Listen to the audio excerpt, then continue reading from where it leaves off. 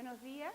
Bueno, quisimos hablar un poco sobre el diagnóstico del asma bronquial, porque hoy en día en Chile, pese a todo el desarrollo que hay de las salas IRA, toda la implementación de profesionales de salud que está capacitado y entrenado en patología respiratoria en los niños, la cantidad de medicamentos que hay en el nivel de atención primaria, el advenimiento del asma bronquial en el niño como una patología GES, donde se le entrega no solamente los medicamentos, sino que los exámenes, la atención por el médico de atención primaria o de atención de especialistas si es necesario, pese a todo el desarrollo y todo lo que tiene nuestro país para apoyar a estos niños, todavía el asma sigue siendo un problema.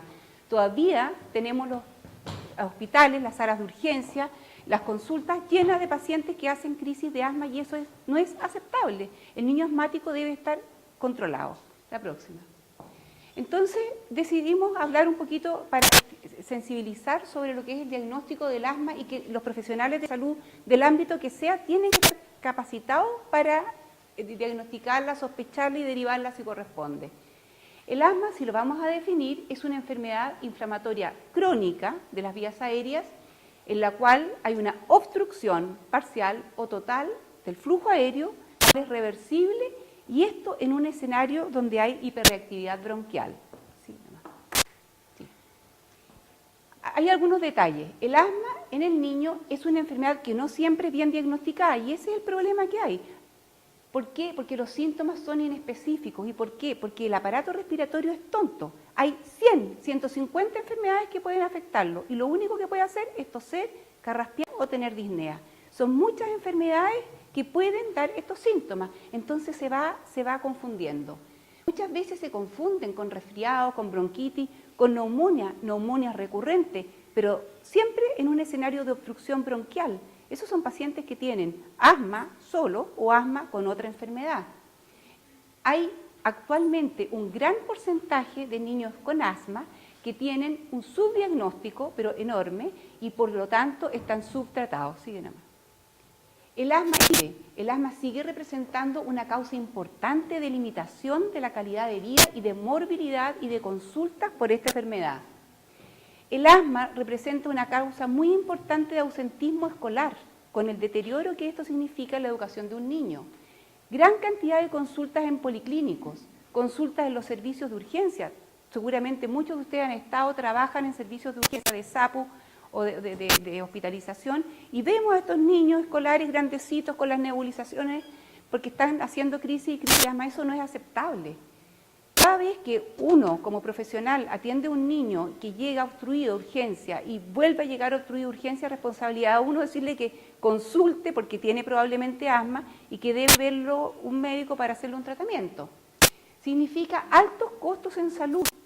Altos costos a nivel familiar. Imagínense lo que es para un mamá que después de una larga jornada laboral llega a estar unas horas hasta las 2 o 3 de la mañana en los servicios de urgencia, haciendo cola, nebulizando, no sabiendo si el niño lo hospitalizan o no, no pudiendo ir, pidiendo permiso en el trabajo. Realmente es alto costo. Muchas familias dicen, doctora, nunca nos pudimos ir de vacaciones porque llegábamos y nos teníamos que devolver al hospital. Hospitalizaciones, estadías en estado intermedio y en UTI, la otra. El asma, entonces, el concepto del asma, lo central del asma es la inflamación. Ese es lo que pasa en el asma. Esta inflamación afecta las células estructurales y células que llegan. El bronquio, en la misma estructura de la vía aérea, es la célula epitelial, que es la primera, la que regula la bronquial, es la que está expuesta al aire. Esta es la que va a recibir información que viene del aire inspirado, del ambiente. Y esta célula tiene una serie de receptores y va a activar, al recibir ciertas señales, una serie de mecanismos de señales inflamatorias y va a recibir esta información y va a orquestarla toda la vía aérea.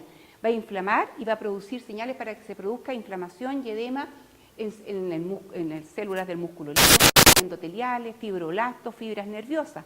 Y al mismo tiempo se va a estimular la producción de una serie de mediadores inflamatorios que van a llamar a toda esta artillería, a todos estos verdaderos ejércitos de células inflamatorias que van a llegar en una segunda etapa y va a descargar todo el arsenal, ¿verdad?, de mediadores inflamatorios que son conocidos por ustedes como histamina, leucotrienos, prostaglandina.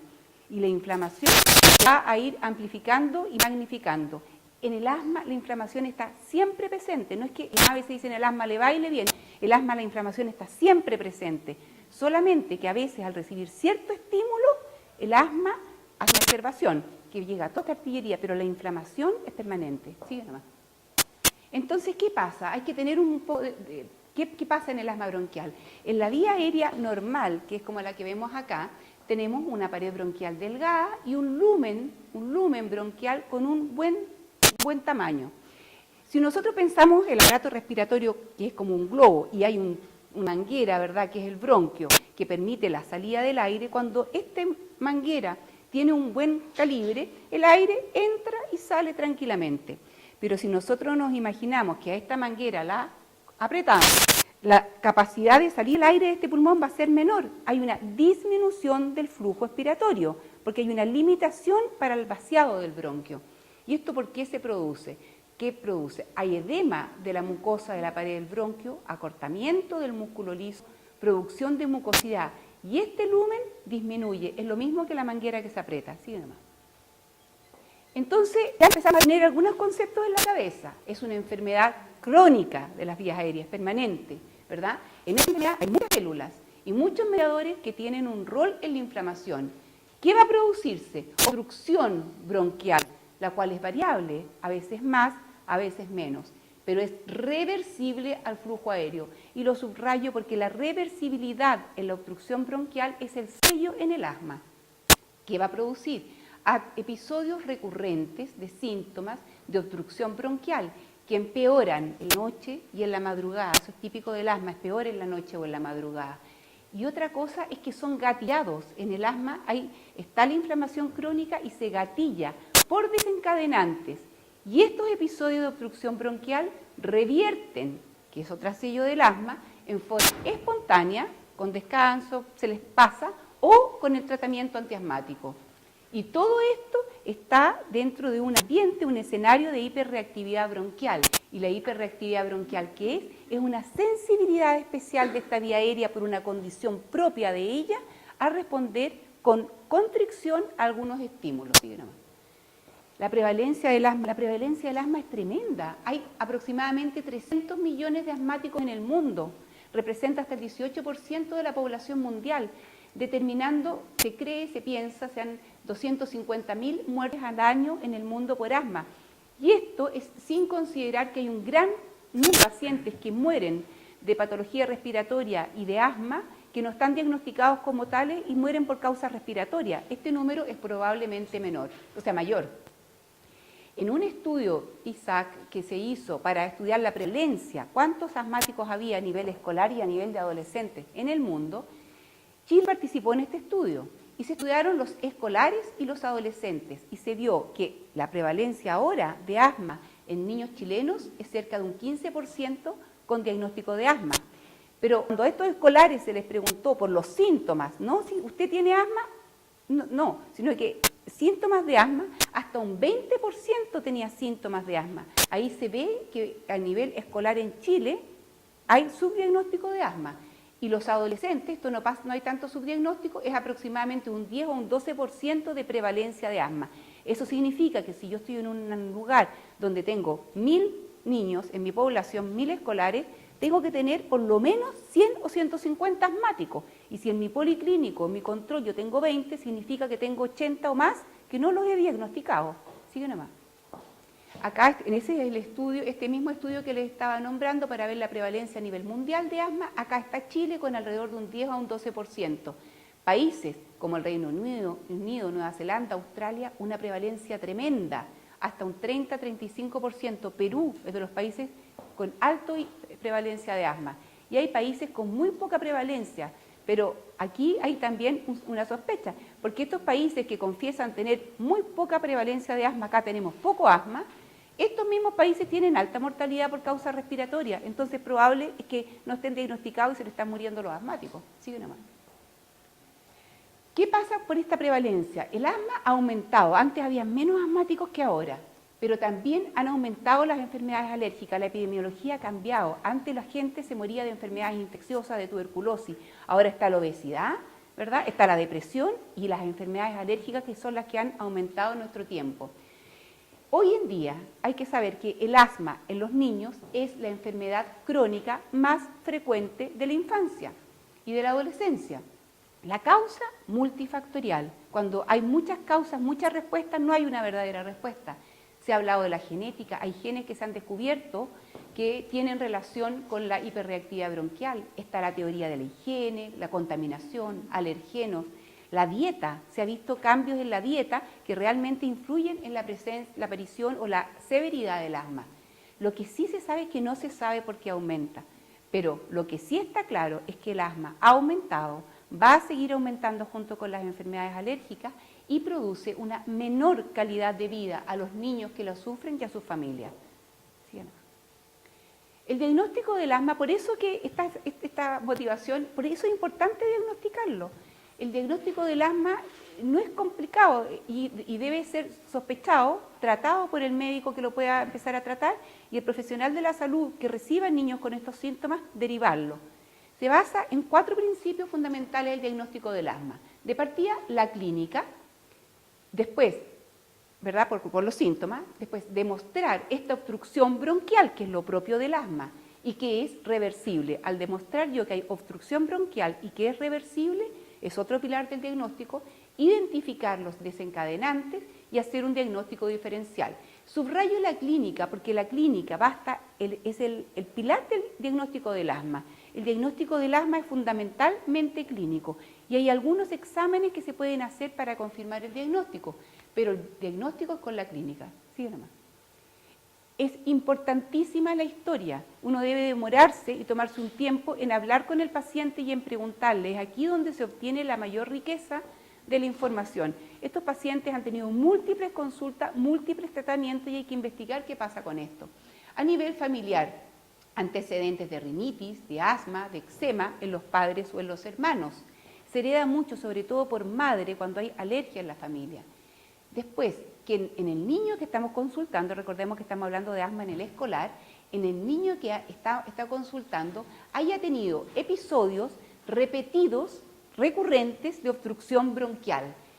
¿Y cómo lo podemos investigar? Porque uno le pregunta, ¿ha tenido crisis de asma? No. ¿Ha tenido obstrucción bronquial? No. Pero a veces pasa que este niño ha consultado, uno revisa la ficha y en múltiples ocasiones tú revisas y dice sibilancias, sibilancias. Eso es obstrucción bronquial. A veces el niño ni sabe, ni se le ha dicho a la mamá o no lo ha entendido. ¿Ah? O uno le pregunta a mamá cuando ha ido a consultar porque el niño estaba con tos, ¿qué le ha dicho el médico? ¿Qué le ha dicho el kinesiólogo? Que está obstruido, que está obstruido, que está obstruido. Eso es asma. ¿Ah? Que además preguntar también por qué le vienen por qué le vienen estos episodios de obstrucción bronquial. Si uno le dice, ¿ha tenido crisis asmática? Te dice no. Pero ¿por qué le dice bronquitis? ¿Ah? Bronquitis obstructiva. ¿Ah? ¿Por qué? Porque se resfría y le toma el pecho. Siempre que se resfría le toma el pecho y se obstruye. Eso le pasa a los asmáticos. ¿Ah? O, por ejemplo, cuando el niño estamos en la primavera, hace ejercicio al aire libre, se revuelca en el pasto, ha terminado en la urgencia lleno de pito. La estacionalidad, hay asmáticos que son todo el año, pero hay asmáticos que son de preferencia en otoño, primavera, invierno, gatillados principalmente por virus, invierno-primavera. Después, muchas veces en la ficha clínica uno tiene acceso a los medicamentos que el paciente ha usado o le pregunta a uno si los tiene. Y son pacientes que tienen medicamentos antiasmáticos, tienen inhaladores, usted le pregunta, ¿tiene salbutamol? Tienen de distintas marcas, de distintos tipos, corticoides inhalados, tienen Versén. Yo tengo 4 niños, uno que es asmático y los otros jamás, nunca tuve un inhalador en la casa. ¿Para qué? Si no era asmático, ¿por qué la persona está usando? ¿Conoce un remedio que se llama Versén, Cortiprex, Prednisona, Acidotén? Sí, siempre que se resfría se lo doy porque es lo único que lo alivia. ¿Ah? El uso y la frecuencia, ella está usando remedios, las mamás se automedican mucho. También revisar el impacto, cómo afecta, cómo limita la actividad del niño, porque eso es importante. ¿Qué pasa con el deporte, con el sueño? Duermen en la casa, tose toda la noche, falta al colegio, ¿cada cuánto tiempo le viene? Lo que pasa también, por ejemplo, lo que es la actividad física en el niñito, tú le dices, Tú haces actividad deportiva, no, fútbol, para los hombrecitos, el fútbol es la vida. Si no juegas fútbol no es nadie. No, porque no me gusta. ¿Y por qué no te gusta? Y al final tú vas investigando porque se ahoga, porque los otros no lo dejan jugar, porque no tiene rendimiento y se va limitando. Entonces el asma no solamente afecta porque el niño se enferma, porque están en la urgencia, además se limitan, ¿no? Por ejemplo, los más adolescentes, los jóvenes, tú le preguntas, ¿vas a bailar, vas a fiesta, a discoteca? No, y no van, no salen, no tienen amistades, porque ya los jóvenes tienen ese tipo de actividad, porque se ahogan, porque fuman adentro, ¿ah? Visita a urgencia también preguntarle cuando se enferma, ¿qué le pasa? La mamá a veces te pasa porque ¿cuánto impacta el niño? No, mire, yo le pongo salbutamol y se le pasa. Y otras mamás te dicen, mire, en realidad empieza a toser y al cuarto día yo tengo que ir a consultar. Y hay mamás que te dicen, mira, sabe que el niño se resfría en la mañana y yo sé que a las 7 de la tarde voy a estar en la urgencia hasta las 3 de la mañana. Entonces es distinto el impacto que va teniendo. Uno eso también lo investiga en la historia. Sigue nomás.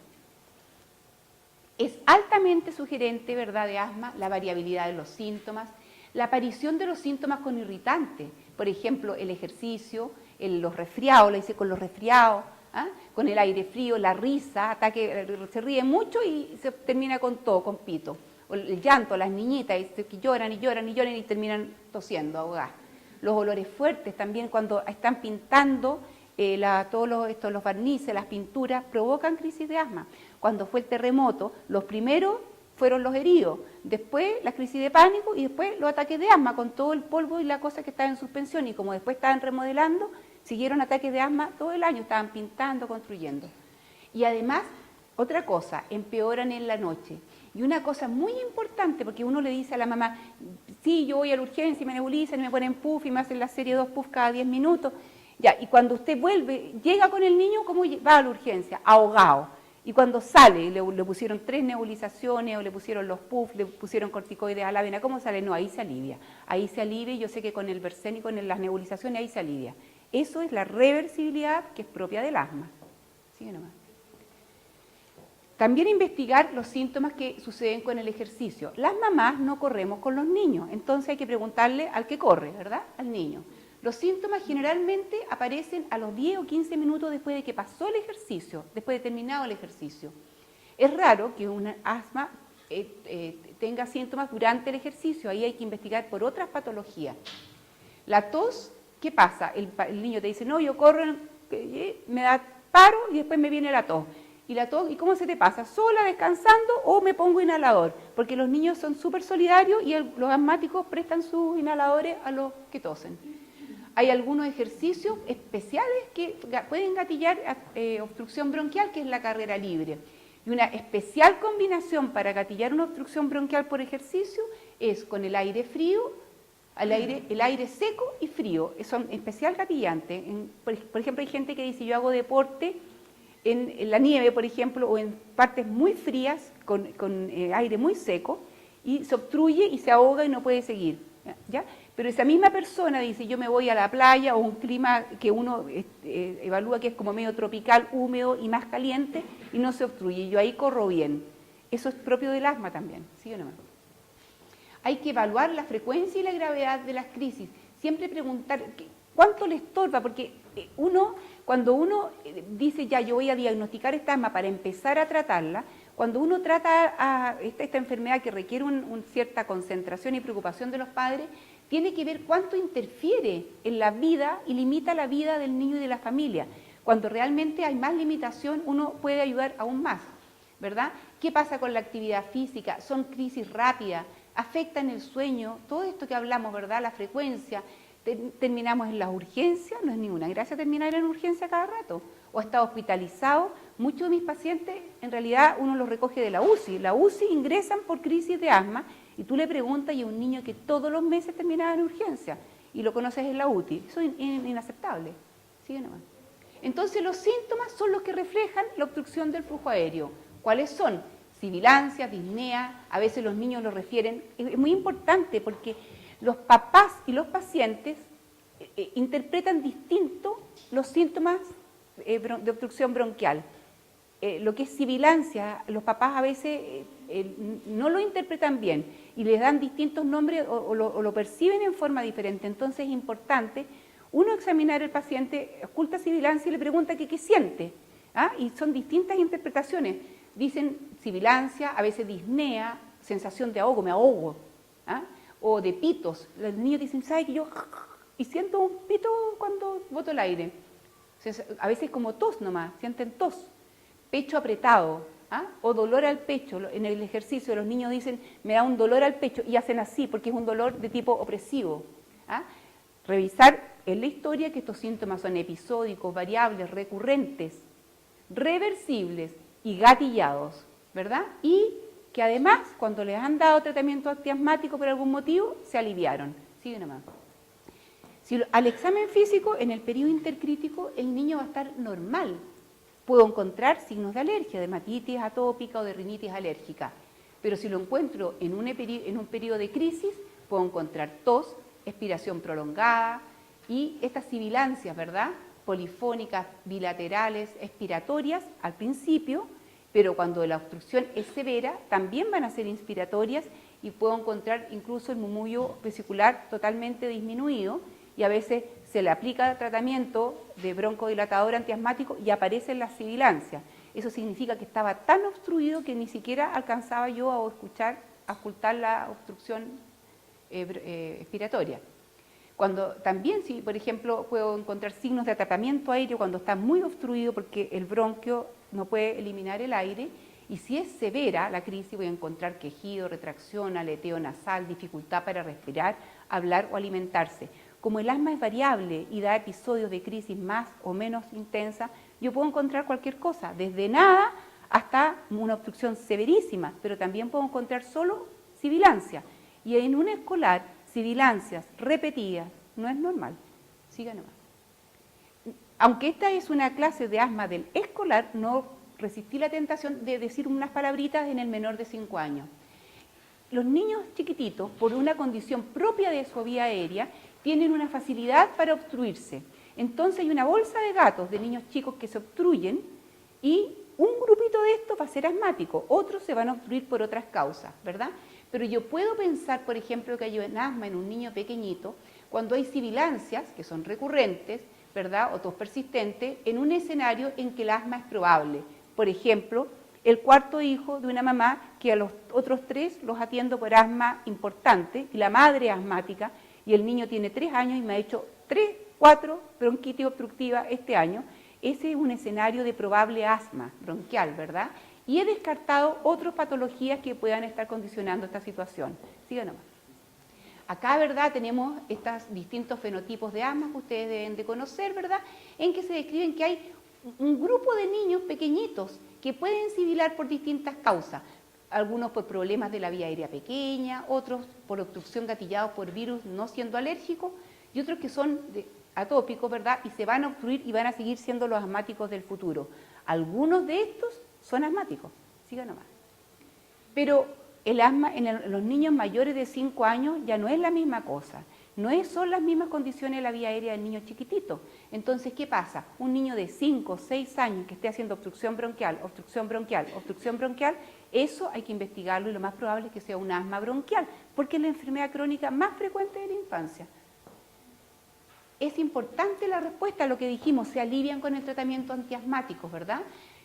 Por ejemplo, a veces en la historia uno le pregunta a la mamá, ¿y ha usado tratamiento? Sí, el doctor lo dejó con budesmal, budesonida durante el invierno pasado. ¿Y cómo le fue? El mejor invierno. ¿Y qué pasó después? No, se acabó, como estaba bien lo corté, típico. Como estaba bien lo suspendí, ¿y qué pasó? No, ya ahora llegó llegaron las clases y estamos de nuevo en urgencia nebulizándonos. Hubo respuesta a tratamiento antiasmático, ¿verdad? Y esto es altamente sugerente del diagnóstico. Sigue nomás. Como habíamos hablado de la clínica era lo más importante, ¿verdad? Ahora, se basa también en la demostración de estos flujos, obstrucción del flujo bronquial, que es parcial o totalmente reversible, sigue, ¿verdad? Y esta demostración de la obstrucción bronquial yo la puedo hacer clínicamente porque oculto al paciente que está obstruido o por medio de un laboratorio de función pulmonar, sigue nomás. Estos laboratorios de función pulmonar, ¿qué es lo que yo voy a tratar de medir en el asma? Que hay una limitación obstructiva del flujo aéreo. O sea, voy a tratar de evaluar si hay o no hay obstrucción y cuán obstruido está, la severidad de la obstrucción. Y lo otro que trata de evaluar el laboratorio es que si hay una modificación, una reversión con el tratamiento broncodilatador, que me da el sello del asma, obstrucción y reversibilidad. Sigue nomás. Entonces, ¿qué exámenes normalmente hay se dispone en la práctica habitual para apoyar el diagnóstico del asma? Como dijimos, basta la clínica, esencialmente clínico. Tenemos nosotros la espirometría, el test de ejercicio, metacolina y los test de alergia. Sigue nomás. La espirometría mide volúmenes y flujos pulmonares desde una inspiración máxima a una expiración forzada máxima. Y debe de ser realizada la espirometría según estándares que hay nacionales e internacionales y deben ser seguidos muy estrictamente en un laboratorio, en un lugar donde se realice función pulmonar por personal que esté entrenado y que esté capacitado en realizar este examen. Sigue. ¿Verdad? ¿Qué medimos en la espirometría? Los índices espirométricos, la capacidad vital forzada, que es el volumen de aire que se desplaza, ¿verdad?, entre una inspiración y una expiración máxima, el BEF1, que es el volumen de aire expirado en el primer segundo, y obviamente si yo tengo este globo que tiene obstruida la salida de la manguera, cuando trate de botar todo el aire, el volumen que voy a poder botar en el primer segundo va a ser menor, porque está obstruida la salida. Entonces el BEF1 es un índice de obstrucción.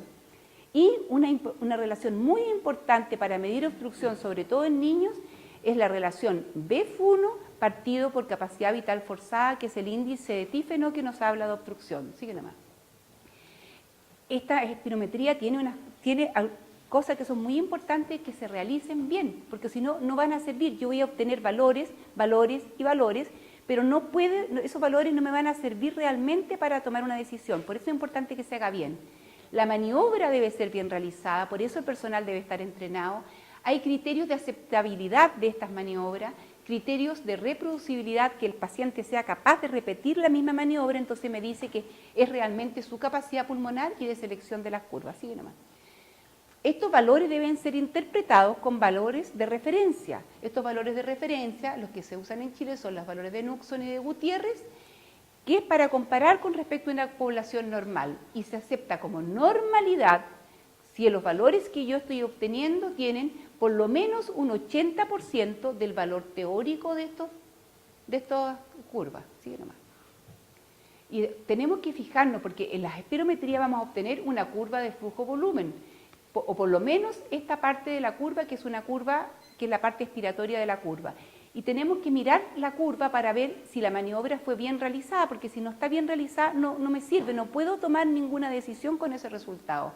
Tiene que tener esta parte cóncava, si el espirómetro la muestra, y esta parte que muestra un buen esfuerzo respiratorio, una asa ascendente, y después esta imagen de vela en que llega la expiración acá hasta volumen residual, ¿verdad? Y se tiene que mirar la forma de la curva, tiene que tener esta forma, y esta parte de la curva, esta parte es la parte que es dependiente del esfuerzo del paciente, acá vamos a ver el BEF1, pero esta parte de la curva son los flujos expiratorios entre el 25 y el 75% de la expiración, es una parte que no depende del esfuerzo del sujeto. Cuando el paciente está obstruido, esta parte se hace más cóncava. Sigue nomás.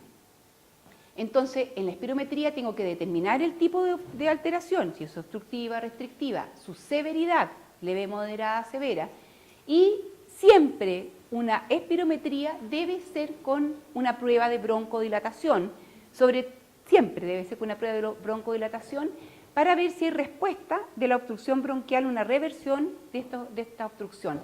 Y esta respuesta también es el sello del asma. Si yo hago una espirometría normal, por ejemplo, basal normal, y hago una prueba broncodilatadora y aumentan en forma significativa los flujos, esto le pasa a los asmáticos. Sigue nomás. Entonces la limitación obstructiva, yo tengo que mirar el índice de Tífeno, puede ser mínima o según el BEF1 leve, según estos valores, moderada y severa. Sigue nomás. Tengo que ver si hay respuesta al broncodilatador, que se considera significativa si hay un aumento del BEF1 sobre un 12%. En los niños no miramos tanto los ml como en el adulto, que son los 200, o un aumento de los flujos independientes de esfuerzo de más de un 30%. Esto es una prueba significativa del broncodilatador. Y si hay una reversibilidad, o sea, que los valores estaban alterados y se llegan a normalizar después de la prueba broncodilatadora, ¿verdad? Se habla que era reversible, se normalizan o que hay un aumento significativo. Acá hay un examen de espirometría que ustedes pueden conocer, ¿verdad? En que se ve esta curva flujo-volumen que la tenemos que mirar.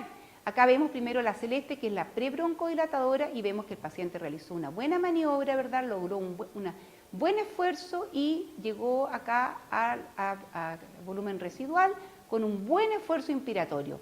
Vemos también acá en rojo, ¿verdad? La prueba broncodilatadora, cómo después de aplicar el broncodilatador hay un aumento de la capacidad vital y un aumento de los flujos independientes de esfuerzo.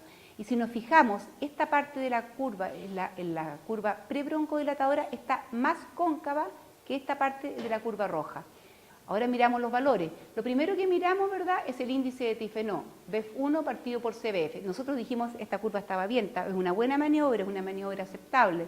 Sopló, miren, 3-4 segundos. Para un niño está bien, ¿verdad? Entonces nos vamos al Tifenó. El Tifenó, ¿cuánto nos da? 69, bajo 80%. Uno mira el Tifenó, está obstruido, ¿verdad? Ahí vamos a ir a mirar después el BEF1. El BEF1 está en 75, está obstruido, ¿verdad? Los índices independientes de esfuerzo también disminuidos. Y después de la prueba broncodilatadora, ¿qué pasa?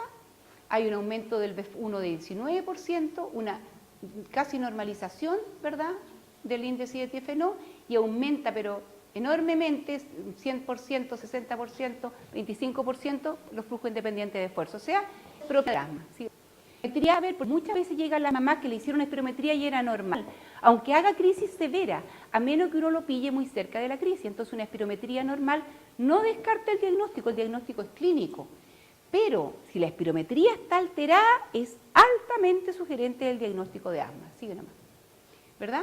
Entonces a veces me basta con la clínica y me basta con una espirometría que está alterada, y a veces la pura clínica, pero a veces uno tiene duda del diagnóstico. Entonces, ¿qué puedo hacer? Digo, voy a provocar la vía aérea para ver qué pasa, para ver si hay obstrucción y si esta es reversible. ¿Cómo la puedo provocar? Con el test de metacolina y el test de ejercicio, que es lo que se dispone. Pero estos test de provocación bronquial deben de ser realizados en laboratorios de función pulmonar especializados, personas que estén entrenadas, capacitadas y que tengan la seguridad para atender al paciente si el paciente presenta una obstrucción bronquial importante. Y son pruebas que están estandarizadas. ¿Cuándo son útiles? Cuando yo tengo sospecha clínica del asma, tengo espirometría normal y en realidad quiero seguir, no estoy segura del diagnóstico, quiero investigarlo más. Pero yo no necesito realizar pruebas de metacolina y de ejercicio para diagnosticar asma. Son pruebas que ayudan y complementan el diagnóstico. Sigue nomás.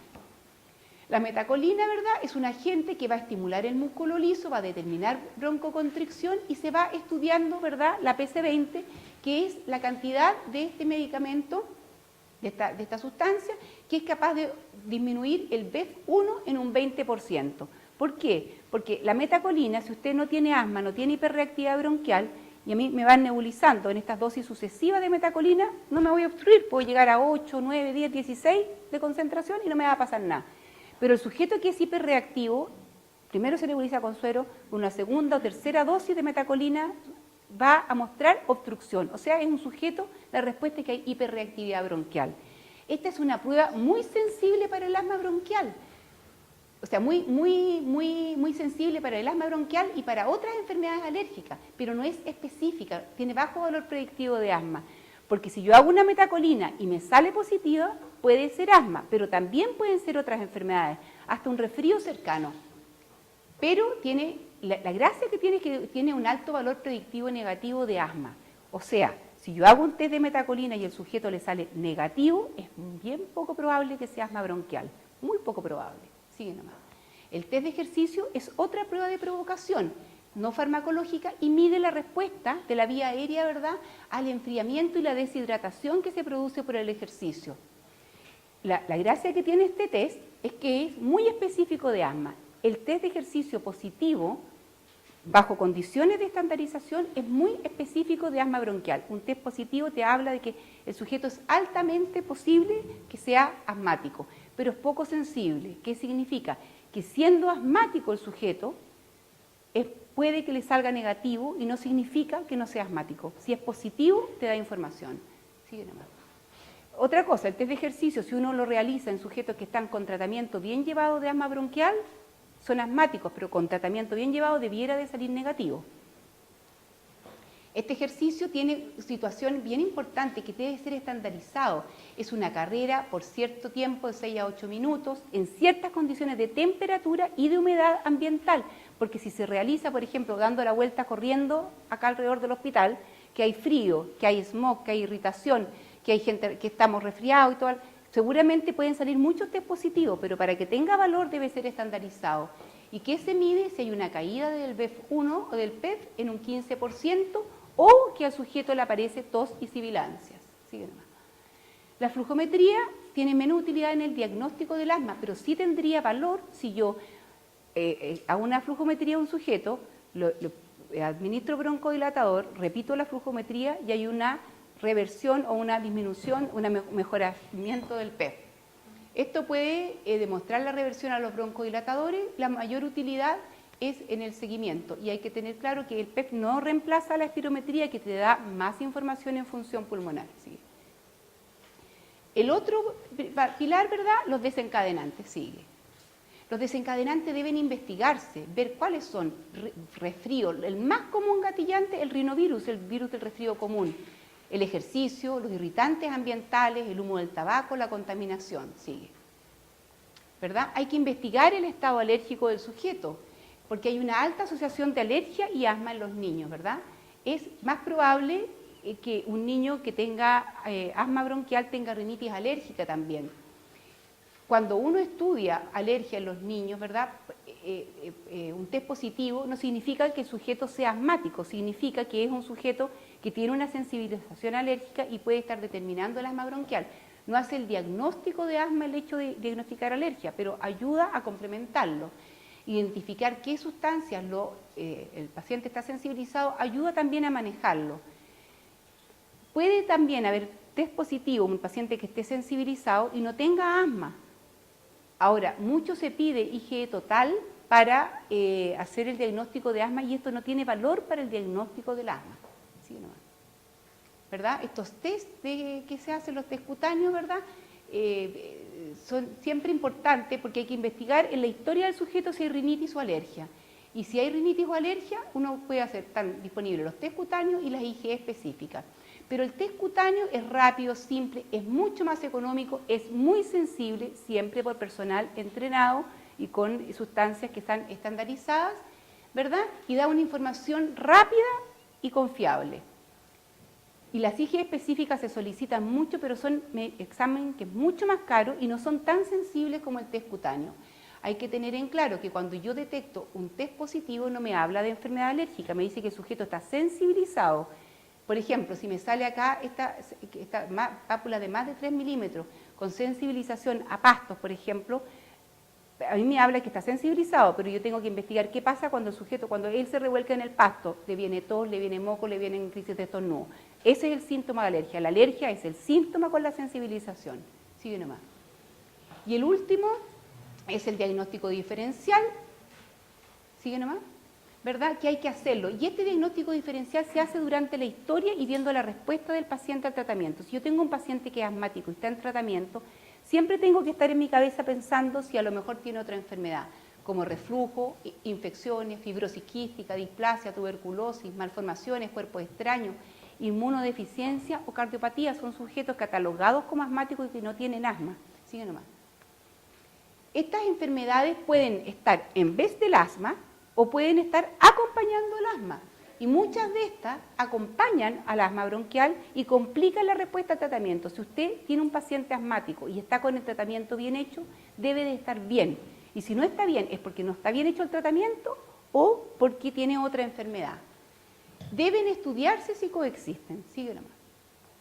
En la radiografía de tórax es un examen que un paciente asmático por lo menos una vez en su historia debe de tener una radiografía. Usted tiene que ver que el paciente tenga una radiografía de tórax normal, antero, posterior y lateral. Y esta la puse acá porque este era un niño que consultó en mi hospital era un niño que estaba en tratamiento de asma con dosis altas de corticoides inhalados, seguía haciendo crisis permanente, yendo a la urgencia, y toda la batería de medicamentos tenía. Y consultó en urgencia porque estaba con fiebre y el médico de urgencia le pidió una radiografía de tórax para descartar una neumonía y se encontró con esto. Tenía una hernia diafragmática y tenía todo el estómago metido en el tórax. Y en realidad no tenía asma. Entonces, el mensaje, yo lo puse un mensaje que está puesto al revés, en el fondo, es la importancia de, si yo tengo un paciente con asma, sobre todo si no tengo una buena respuesta al tratamiento, tengo que tener al menos una radiografía de tórax que me muestre que no hay una malformación, que no hay atelectasia, que no hay otra cosa. Y importante, ¿qué cosa no es asma? Cuando los síntomas están presentes desde el periodo neonatal. Los asmáticos no empiezan a esa edad. Cuando puede ser el periodo de lactante o preescolar, cuando es un asma más severo. Historia de enfermedades pulmonares inusuales, familiares con fibrosis quística u otras. Cuando hay enfermedad de la vía aérea superior, han hecho laringitis recurrente, ha estado intubado el paciente, tos productiva persistente, niños siempre con tos con flema, eso no es asma. Vómitos excesivos, disfagia, voz o llanto anormal, signos torácicos localizados, a veces tú ocultas obstrucción, sibilancia, siempre en una parte del pulmón. Eso no es asma, eso es una obstrucción localizada, hay que descartar otro tipo de enfermedad. Compromiso del estado nutricional, cuando hay desnutrición, hipocratismo digital, o en la radiografía de tórax se ve siempre alteraciones localizadas en forma persistente. Ahí hay que pensar que no es asma, es otra la enfermedad. Sigue nomás. ¿Qué exámenes? En realidad, una radiografía de tórax antero, posterior y lateral para hacer el diagnóstico diferencial de otras enfermedades, y los demás exámenes son según lo que la clínica nos indique. Test de sudor, estudio inmunológico, estudio de reflujo, ecocardiograma, estudio otorrino, otro. ¿Cómo estamos en el tiempo?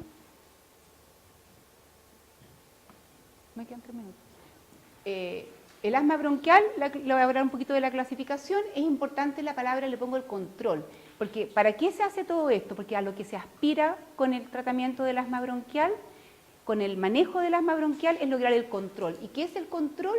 Es que el paciente no tenga síntomas y no tenga en el tiempo. Es decirle a la mamá, mire, este paciente, lo que queremos lograr es que como que no tuviera nada, como que no tuviera síntomas, que corra, que se vaya de vacaciones, que se vaya de Boy Scout y no pase nada. Sigue nomás. Ese es el control, y por eso que Gina decidió cambiar el tipo de clasificación a controlada, parcialmente controlada o no controlada. Y se refiere a la persistencia de los síntomas, la limitación de las actividades, si hay síntomas nocturnos, si está necesitando tratamiento de rescate en forma repetida y cómo está su función pulmonar y si hay exacerbaciones. Cuando el paciente está bien, está como que no tuviera nada, uno habla de un asma bronquial controlado. Y cuando el paciente está haciendo crisis, es un asma bronquial no controlado, que es como, ahí hay que investigar qué pasó, sigue nomás. Y lo que es la severidad, habla de la actividad propia de la enfermedad. Antes se recibía al paciente, se decía leve, moderado, severo, y si se catalogaba como severo, empezaba tratamiento, controlaba los síntomas y era severo por los siglos de los siglos. Ahora no. Usted tiene crisis de asma severa, se empieza el tratamiento y el paciente se dice asma controlada o no controlada. Pero cuando uno recién recibe al paciente, puede hablar de severidad cuando el paciente está sin tratamiento. Evalúa cuál es el estado de la enfermedad antes de empezar el tratamiento, la intensidad del tratamiento requerido para lograr el control. Ahora, severidad no es sinónimo de control. Un asma severo puede estar bien controlado, ¿ya? Además, la severidad habla también de la cantidad de medicamento requerido para lograr el control, porque quizás yo tengo el paciente bien controlado, pero lo tengo con terapia triasociada con antileucotrieno, corticoide en altas dosis y LABA, eso es un paciente que tiene una asma severa. Yo me bajo de esa dosis y se me exacerba. Sigue nomás, ¿verdad? Y esta es la clasificación de severidad que ustedes deben conocer, en leve intermitente, leve persistente, persistente moderada o persistente severa, que es la severidad que se hace antes del inicio del tratamiento. Sigue nomás. Y puse esto para que se conozca que hay un grupo de asmáticos que se llama como asma severa problemática, que son aquellos sujetos que uno no los logra controlar, que tienen exacerbaciones a pesar que están con el máximo tratamiento convencional disponible. y va a tener síntomas crónicos, exacerbaciones a pesar de todo el tratamiento. Sigue nomás.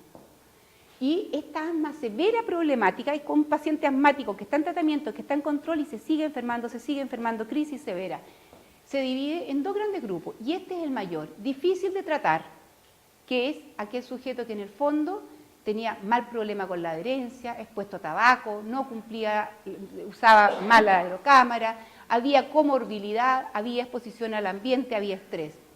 Y la verdaderamente asma resistente al tratamiento, que ese es un pequeño número, que son los que no responden, que no tienen factor exacerbante identificado y que en este grupo se justifica hacer tratamientos más avanzados o nuevas terapéuticas que están disponibles. Eso es más.